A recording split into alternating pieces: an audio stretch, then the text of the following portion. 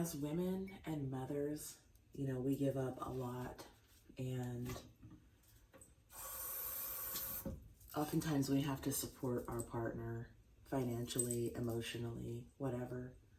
And one of the things that hurts me the most about this situation is that I was there for my son's father through all of the crap, and when it came time to do the hard thing, which was to support us, he just left and decided that he wasn't going to support us. It was okay for me to support him and everyone else, his grandmother, his mom, his dad, whoever else was giving him money. He even got somebody to give him a car, believe it or not. Just, tax-free, no dollars down, just somebody just handed him a car. And actually he still has that car, but it's like, it's okay for everyone to go out of their way, but he definitely doesn't want to take his time or money to go out of his way for you. There's no benefit in that. Not for him. While he was poor and broke and, was living in the homeless shelter motel,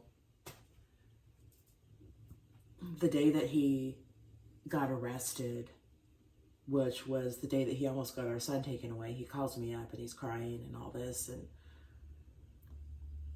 first, he doesn't tell me about getting arrested right away. He doesn't say that. He just is on the phone crying, telling me how sorry he is and how he knew that he had made the wrong decision by leaving and not going to Las Vegas. This is the time before last. But, he knew that he was making a mistake and he didn't feel right about it the whole time. But at the same time, it wasn't until he got arrested, until his back was against the wall, that he decided to confess to me that he hadn't made the right choices.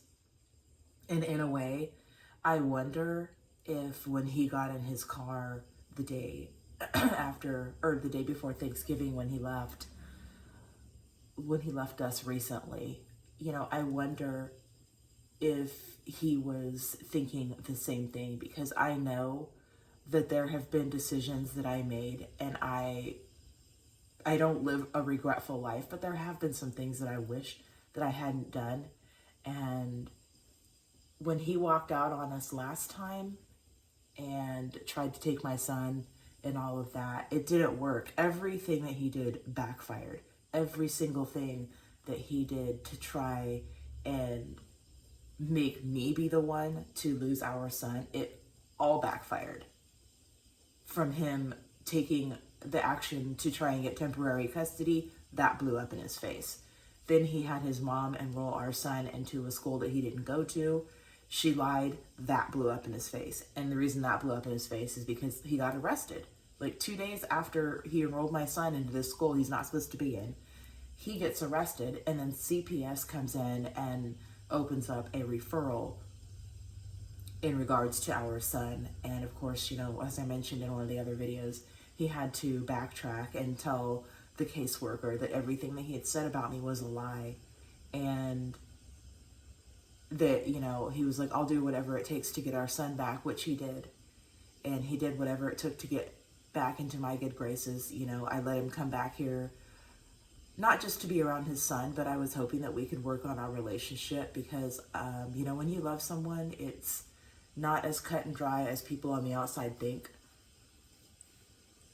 Even when there have been times where it was tumultuous and abusive, the abuse part I don't put up with, even though there have been cases of it in my relationship with him.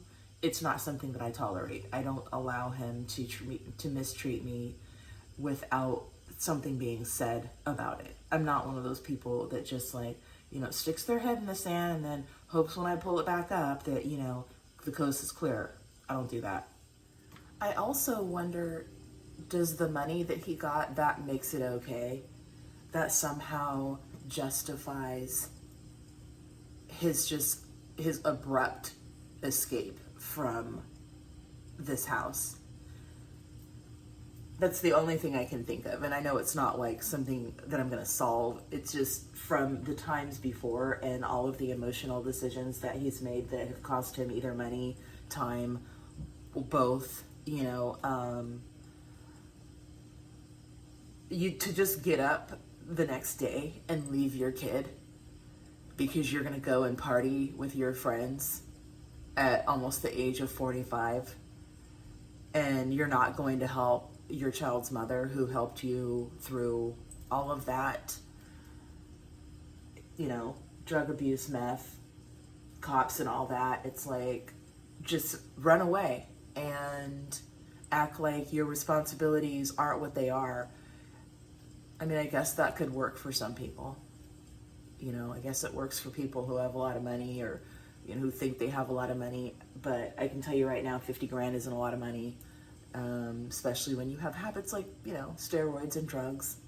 That is one of the reasons of probably why he wanted to leave, because, he wanted to be able to do what he wanted to do and not have me say anything. And because, if I'm not saying anything about what he's doing and how wrong it is, then it doesn't matter because I'm not there.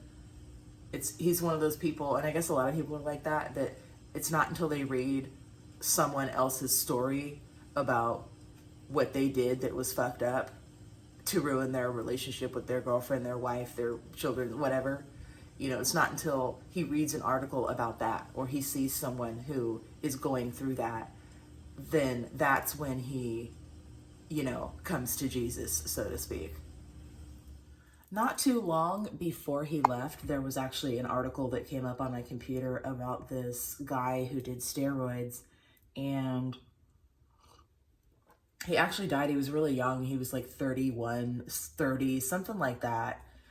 And as I read down the article, before he passed away, he had actually written or, had interviews or whatever with people about his steroid use. And one of the main things that was in the article that he said was how it ruined his relationship with his girlfriend.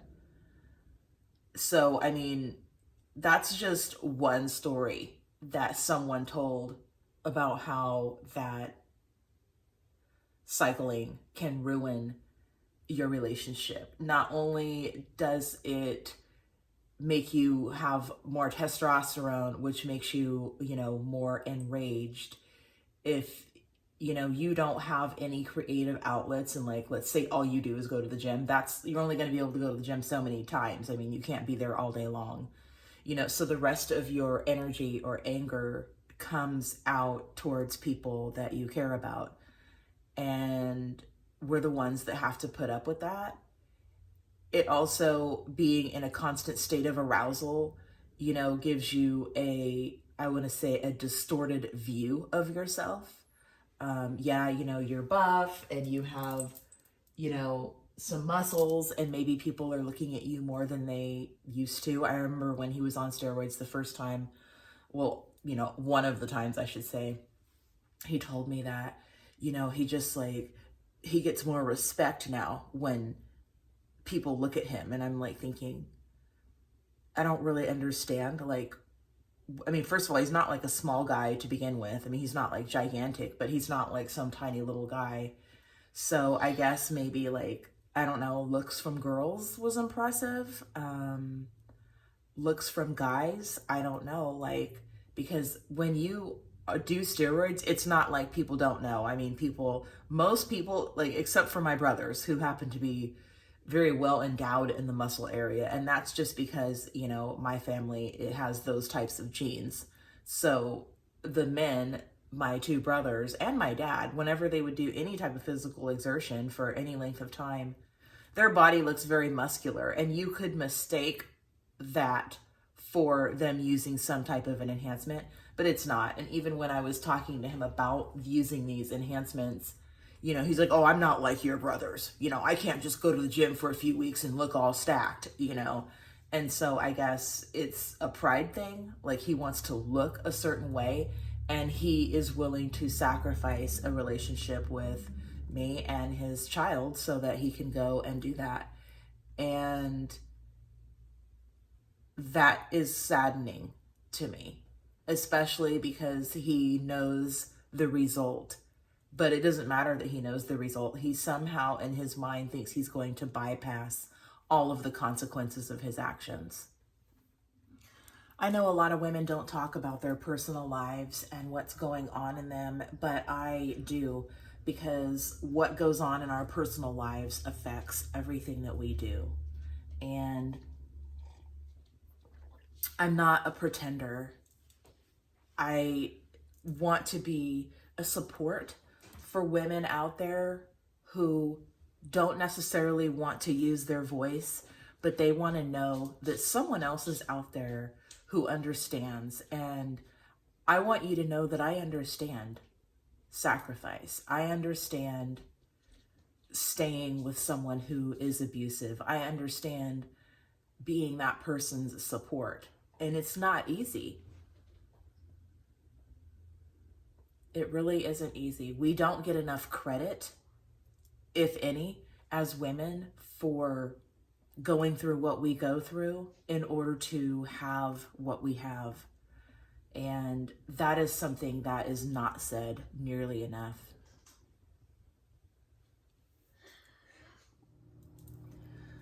I'm DZ, and I want to thank you for joining me for my coffee talk.